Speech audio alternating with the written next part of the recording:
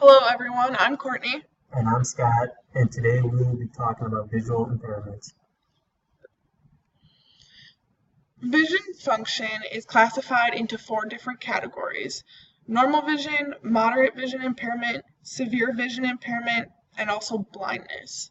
In 2012 and 2013, about 28,000 students between 3 and 21 years old received educational services for visual impairment, and about 1,000 students had a diagnosis of deaf blindness. In 2013, 7.3 million people ages 16 to 75 in the US had a diagnosis of blind or visually impaired. Keep in mind, 80% of all vision impairment can be corrected or cured.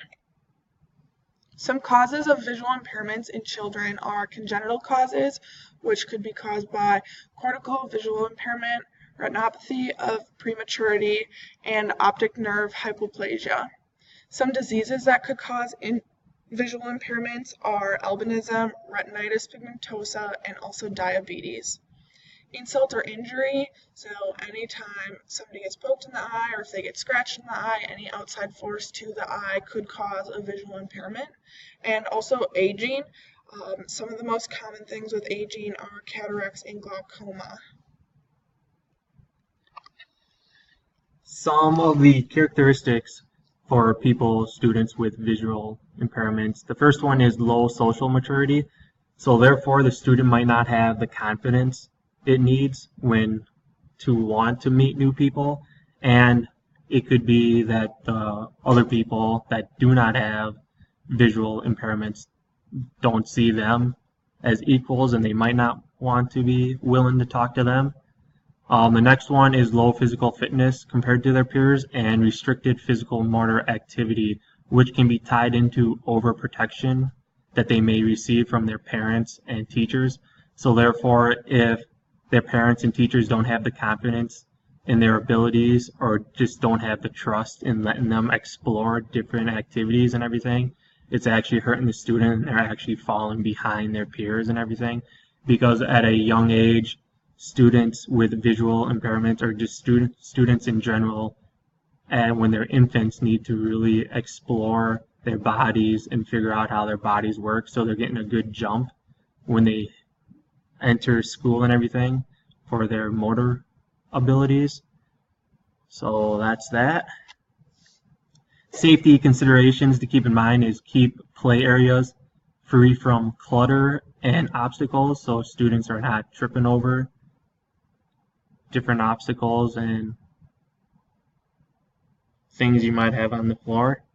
Introduce students to new environments if you're going to be playing in a different surrounding, so they have an idea of where the boundaries are and where different things are located in the gymnasium, which you can do that through tactile modeling, so the student can feel the texture of certain objects so they have an understanding of where they are. So if you have boundaries, have them marked with certain objects and then have the student walk around, feel that object so they know that every time they feel that texture that they're on the north end of the gym and they know that that's where the out of bounds is. And then some other things to keep in mind when you're in your gymnasiums or outside is use brightly colored objects, use appropriate equipment like beep balls and stuff like that, and then have a well-lit gymnasium. Some teaching tips: if you have a student with a visual impairment in your class, use peer assistance. Keep in mind, if you're going to use peer assistance, they need to be trained in the different areas to be able to assist the student with a visual impairment. One of the main areas is just giving that student that is going to be helping just a little bit of background information on the visual impairment so that they have a better understanding.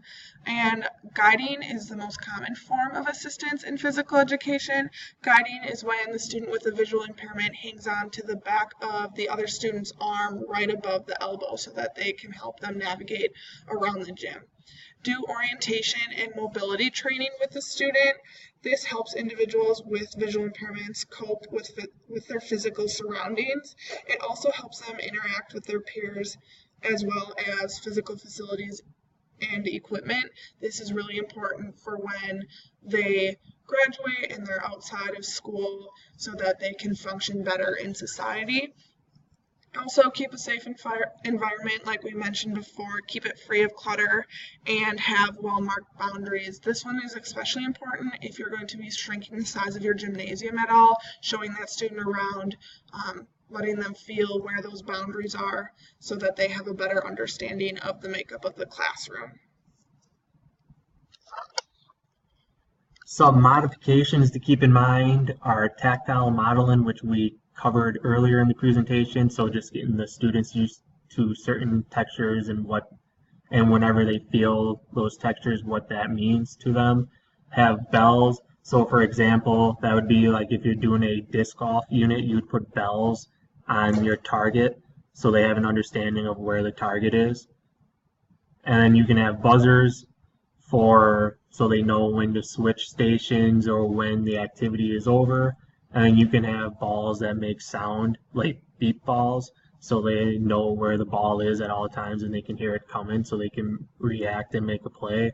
Some popular games that are being played today for people with and without vision impairments are goal ball, which we will be exposed to at the end of the semester, and beep ball, which we will be playing again at the end of the semester. But all of us except Blake, I believe, have been exposed to beep ball last semester, I should say, when we played it at the end of the semester.